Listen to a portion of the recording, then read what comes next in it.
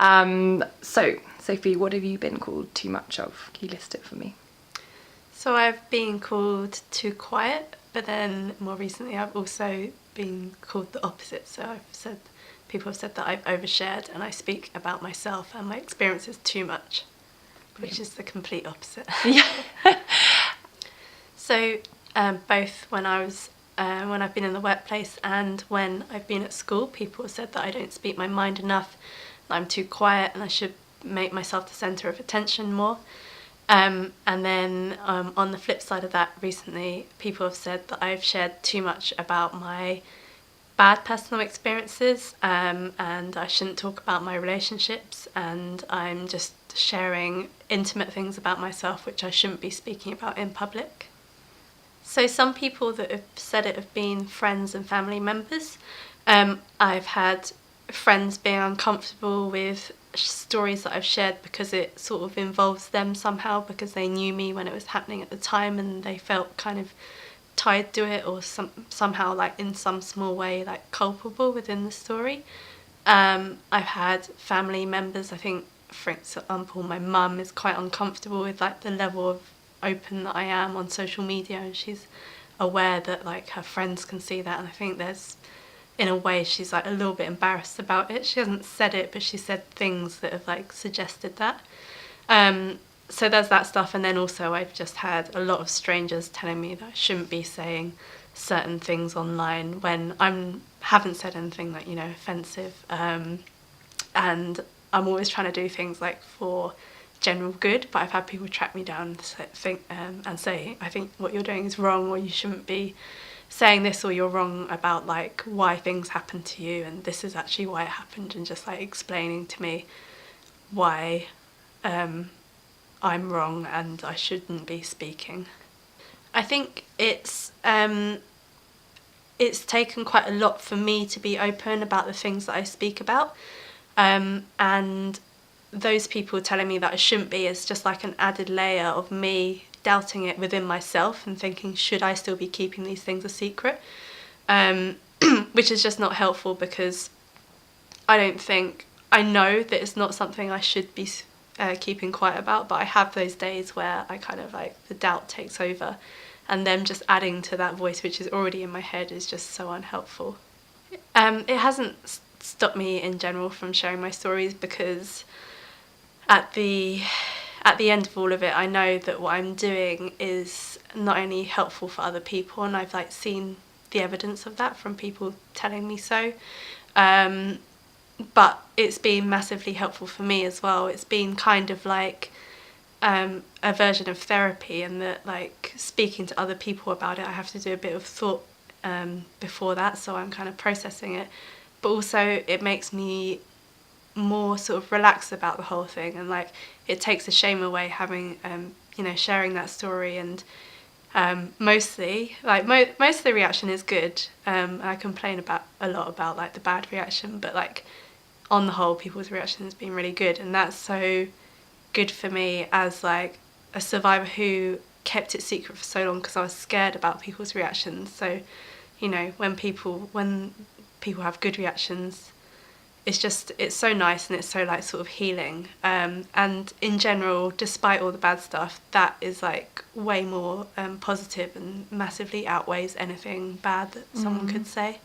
So at the time I was scared, because I was still within the relationship, I was scared that someone would try and force me to leave in a way that I didn't want to, but then towards the end of it, when I did actually want to leave, or in the few months after when I did leave, I was still keeping it to myself a little bit, because I was just kind of embarrassed, I guess. I think like survivors feeling shame is really normal, but for me, because I've been involved in like lots of feminist kind of work and stuff, there was an added level of shame where I was like, I knew what was happening to me was wrong, but I still, stayed, and like there was that level of like, I should know better because, I'm a feminist and stuff like that. So I guess I thought people would judge me for being like stupid, or, lacking kind of like confidence and like the will to do something about it. And just another thing as well is like for a while I just found it really difficult to talk about and not get upset. But I really wanted to get to that point, and part of getting to that point was just talking about it loads and loads until it almost became normal. And I don't want it to be like a normal thing, but at the same time it's so good being able to just talk about it and, you know, not start crying. Yeah. I'm really pleased that I can talk about it because, you know, 1 in 3 women experiences domestic violence at some point in their life. And I've been friends with like many women. I've only maybe had like 4 people telling me that that's happened to them. So just statistically, I know that there must be so many more of my friends who have experienced it or maybe are experiencing it now and didn't feel they could say anything like I didn't. So I think me putting my story out there, I'm sure it will kind of convince other people that they can do the same. And I think telling someone is just like the first step towards being able to get out of that. So I think it's really important and, you know, potentially life-saving. So when I was called too quiet or saying that I didn't speak my mind enough, I think I really used to take that to heart, and I used to get embarrassed about it and think, oh, you know, I have to be a way that I don't want to be because that's what everyone expects of me. I think it's really empowering. I had like a moment of realisation where I was like, I still, within school and within the workplace now, I still contribute everything that I'm meant to. I'm like really good at my job. I'm not like, you know, I work with a lot of supporters of my organisation, and I'm able to connect with a lot of them on a one-to-one basis and also in a group as well. So I think realising that like there's just different ways of working and you can do that well. You don't have to necessarily sort of fit the mould. I think that's really empowering and important for other people, because I know a lot of people struggle with that kind of thing as well. But also like realising that it might be something that I want to work on, and I think having that realisation is empowering as well. Like I'm always looking for ways to improve myself and expand my horizons, and I think a lot of people kind of don't think about that kind of thing and maybe don't even get the chance to.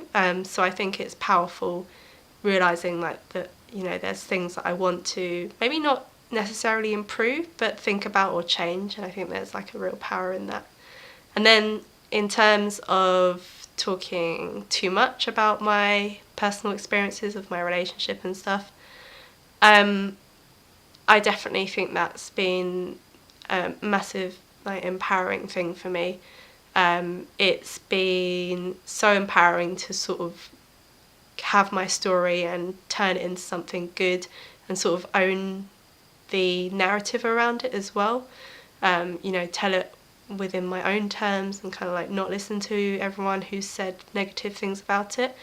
So I think it's powerful in the impact that it can have like on other people, but then it's just been so powerful for myself as well, in that it's just been massively therapeutic and it's given me like a voice that I felt like I shouldn't have before or didn't have. And it's just, if I wasn't talking about it, I don't know how I'd feel about the whole thing. I don't know if I'd be like as sort of happy and accepting of what happened as I am now. I can imagine it's somewhere. I'm definitely hopeful, and I think it's like I want to get to a place where no one is told that they're too much of anything. Especially if it's doing something which is like, you know, not harming anyone else and is like personally empowering and maybe empowering other people as well. I think we're kind of getting there, and stuff like the like Me Too stuff that's happened recently, that's giving more people like the permission, not that they needed it before, but people feel like they have that permission now to be open and say things which people probably wouldn't have thought they should say before. So I think it's getting better. And in general, I try to be hopeful. So I don't think it's like, I think these barriers that we've got to break down, it is achievable. It might take a lot of work and a lot of thinking about it in like so many different spheres, like in work, in home life, for children, just basically any part of life is affected by these things, and it's like a massive job to try and think about all of those and address them. And then there's also so many things which are like interlinked to people being told they're like too much or something. So it's not, what I talk about is mostly gender, but then there's also stuff around like class and race and like so many different intersections of why people might be told that they're, you know, not good enough or too much of something, where people who have a little bit more power, a little bit more privilege wouldn't be. So I think we can get there. I think it's a massive job, and it will take a lot of time, a lot of talking, a lot of trying to push it out through different mediums as well. So like, you know, media, art, film, whatever. But I think it's achievable, and I take a lot of hope from things that are happening every day, which are making it slightly better, just one step at a time. Yeah. If you had any advice for like younger girls that are being called too quiet or that they were sharing too much, what advice would you give them? First of all, I would say that those kind of criticisms, I think a lot of women, and especially young women, get them. Firstly, I'd just say, like, take the knowledge, like, try and hold the knowledge that it doesn't actually matter. I think when I was called too much of something when I was younger, it like hurt and it made me feel less confident or like more aware of myself. But on the whole, now when I look back, I don't think it matters much, and like it's quite nice to grow up and realise that things like, you know, things that you thought were a big deal 10 or 20 years ago just kind of don't matter anymore. And it's easier to have that perspective when you're older, but I kind of wish someone had told me that when I was younger. If you feel like you're being compared to in a way which is to do with, you know, you being like a woman or a girl, or having like somehow different position from like of advantage from the person who's criticising, just like maybe think about that and try and point that out to the person who's criticising you as well. There's like many different reasons why someone might say you're too much of something, but I think a lot of the reasons why people do say that kind of thing is like to do with notions of like privilege, and I think it's a difficult thing to try and talk about to people, but I think more and more people are realising that, even people in schools now. So yeah, I think something about this project and sort of sharing it, it's kind of made me realise that so many people that I know, especially women, have been called too much something, and that's kind of like not something I thought about before, but realising that it's happened to so many people I know, it kind of makes it meaningless in a way. It's like, if we're all too much of something, surely that just like kind of cancels it out. And realising that like if you feel kind of hurt or like negative in any way that someone's called you too much of something, they've probably done that to someone else about something completely different, and it's probably them I think it's them that's too much of something, not you. So yeah. I think just realising as well, if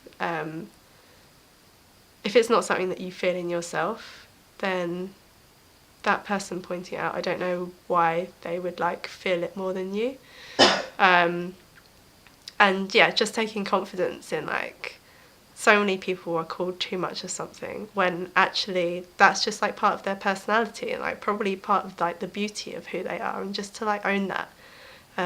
It would be boring, you know, if everyone was the same. And I've been called too quiet. I've also got friends who've been called too loud, but like that's what I love about them, and I'm sure that they kind of like have felt embarrassed about that before, but that's the reason why, you know, I appreciate them. So it's a good thing.